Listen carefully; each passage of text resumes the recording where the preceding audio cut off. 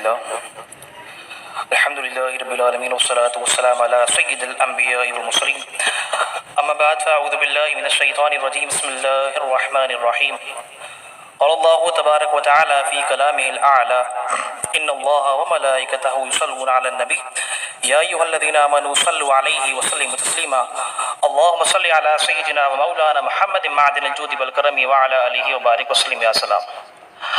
آج کا میرا موضوع سخن وہ شخصیت ہے کہ جو ہماگیر شخصیت ہے، جسے میں شخصیت کے بجائے نظریہ کہوں تو بے جا نہ ہوگا۔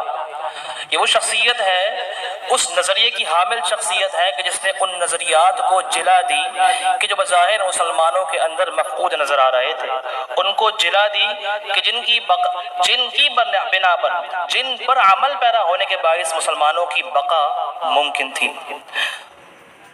تو علامہ اقبال علیہ رحمہ یقیناً ایک منفرد شخصیت تھے۔ ان کے اعتقادات میں سے ایک اعتقاد یہ بھی تھا، وہ سمجھتے تھے کہ قوم کا عروج اتحاد پر موقوف ہے۔ قوم چاہتی ہے اگر کامیاب ہونا تو اسے چاہیے کہ اتحاد کی حامل ہو۔ اس کو اس مثال سے آپ سمجھیے کہ ذرے کی کوئی اہمیت وقعت نہیں ہوتی، لیکن اگر وہی ذرہ طوفان کی صورت عادی کی صورت اختیار کر لے تو وہ طوفان بن جاتا ہے، اور طوفان کو روکنا پھر آسان نہیں بلکہ مشکل ہو جاتا ہے۔ علامہ اقبال علیہ رحمہ نے اس بات کو اس انداز میں بیان کیا، فرماتے ہیں افراد کے ہاتھوں میں ہے اقوام کی تقدیر، افراد کے ہاتھوں میں ہے اقوام کی تقدیر، ہر فرد ہے ملت کے مقدر کا ستارہ۔ اب یہاں پر جو بات قابل غور ہے وہ یہ ہے کہ ہر فرد ہے ملت کے مقدر کا ستارہ۔ ایک جماعت کو نہیں کہا، خاص گروہ کو نہیں کہا، بلکہ ہر فرد کو کہا۔ تو لہٰذا یہاں بات سمجھنے کی ہے کہ ہر فرد کے ہاتھ میں ہے کہ اگر وہ اقبالیات کو پڑھ لے، اقبال کے نظریے کو سمجھ لے تو یقیناً وہ ستارہ بن سکتا ہے اور وہ مقدر کا سکندر ہی بن سکتا ہے۔ علامہ اقبال علیہ رحمہ نے اپنے نظریات کو مختلف انداز میں بیان کیا۔ ایک بات یہاں قابل غور یہ ہے کہ اقبال وہ کیا عناصر تھے، وہ کیا وجوہات تھی کہ جنہوں نے اقبال کو بلند کیا۔ وہ عناصر یہ تھے کہ اقبال کا اچھوتا انداز، اقبال کے کلام کی لطافت، وہ لطافت کہ جو اور کے کلام میں نظر نہیں آتی، وہ نظریات، وہ نظر و فکر، وہ فن کی انفرادیت نے اقبال کو بلند کیا کہ جس کی بنا پر آج اقوام عالم میں اقبال کو جانا جاتا ہے، کہ جسے ہم قلندر لاہوری کہتے ہیں، کہ جسے ہم شاعر مشرق کے نام سے موسوم کرتے ہیں۔ اقبال علیہ رحمہ کا ایک شعر کہ جس میں آپ نے ملت سے کلام کیا، وہ کلام اس معنی میں کیا کہ ملت اسلامیہ، مسلمان کوئی عام قوم نہیں، بلکہ اس انداز میں کلام کیا، فرماتے ہیں کہ تم نے کیا سمجھا ہے، یعنی تمہاری ذات، تم لوگ کوئی عام لوگ نہیں ہو، یعنی تم وہ نہیں کہ جو محض مقلد محض بن کے رہ جاؤ، بلکہ تم لوگ تو وہ ہو کہ جن کی لوگوں نے تقلید کرنی ہے۔ تو اس بات کو آپ نے بیان کیا کہ تم نے کبھی بھی اندھی تقلید نہیں کرنی۔ تو آپ بیان فرماتے ہیں کہ اپنی ملت پر قیاس اقوام مغرب سے نہ کر، اقوام مغرب سے قیاس نہیں کرنا، بلکہ کیا کرنا ہے،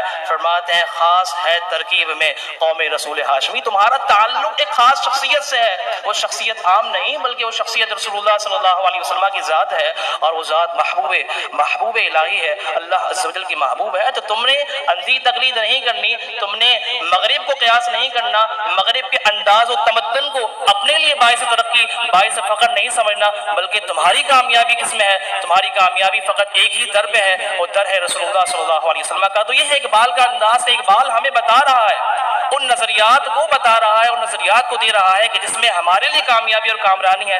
بس ضرورت اس بات کی ہے کہ ہم نے اقبال کو بلا دیا، اقبال کے انداز کو چھوڑ دیا۔ اقبال نے جو فکر دی تھی وہ فکر یقیناً وہ ایسی فکر ہے کہ جو ہماری لیے ترقی کا باعث ہے۔ اقبال کا اگر ذکر ہو اور اقبال کے کلام میں دو چیزوں کو چھوڑ دیا جائے تو میں سمجھتا ہوں کہ اقبالیات مکمل نہیں ہوتی۔ اقبال کے کلام میں دو چیزیں بہت اہمیت کی حامل ہیں کہ جسے ذکر کیا لوگوں نے، وہ ایک ہے خودی، جسے اقبال نے بہت ذکر کیا، اور دوسری ہے شاہین۔ ان دونوں کو اقبال نے بکثرت ذکر کیا۔ خودی کیا ہے؟ خودی کا انداز اس طرح ذکر کیا کہ خودی کو کر بلند اتنا کہ ہر تقدیر سے پہلے خدا بندے سے خود پوچھے بتا تیری رضا کیا ہے۔ اسی طرح شاہین کا ایک پرندہ، ایک پرندے کو ذکر کیوں کیا اقبال نے، وہ بات قابل غور ہے۔ اس لیے ذکر کیا کہ شاہین کوئی عام پرندہ نہیں ہے، جس طرح شیر انفرادیت کا حامل ہے اسی طرح شاہین بھی یقیناً انفرادیت کا حامل ہے۔ وہ ایک ایسا پرندہ ہے کہ جو کسی کا شکار کیا ہوا جانور نہیں کھاتا، وہ ایسا پرندہ ہے کہ جو مردار نہیں کھاتا، بلکہ شاہین کی رفتار بھی تیز، شاہین کی نگاہ بھی تیز، وہ چاہتا ہے بلندی پر اڑنا۔ تو شاہین کی ایک اور انداز، شاہین کی ایک اور خصوصیت وہ یہ ہے کہ شاہین کبھی بھی آشیانہ نہیں بناتا۔ آشیانہ کہتے ہیں گھر کو، اپنا گھر نہیں بناتا۔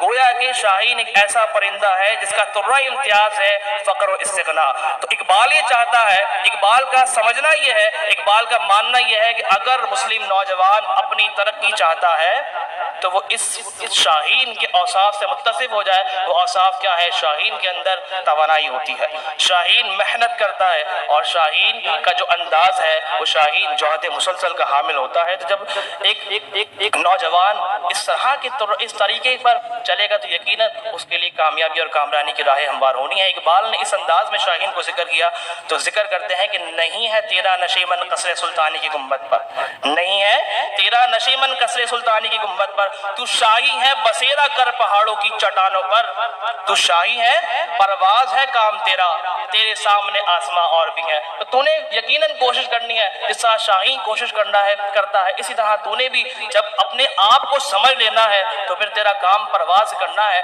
تو نے پیچھے نہیں دیکھنا اور تو نے اپنے ماضی کو بھی نہیں بلانا، تو نے اپنے ان اوراق جو تاریخ کے اوراق مزین ہے اور مستور ہے انہیں نہیں بھلانا۔ اپنی بات کا اختتام فقط اقبال کے شعر پر کرتا ہوں کہ جس میں بہت ہی زیادہ سبق ہے۔ وہ بات یہی ہے کہ رہ گئی رسم اعضا روح بلالی نہ رہی، رہ گئی رسم اعضا روح بلالی نہ رہی، فلسفہ رہ گیا تلقین غزالی نہ رہی۔ آپ کی سماعتوں کا شکریہ۔ وما علیہ الا البلاغ المبین۔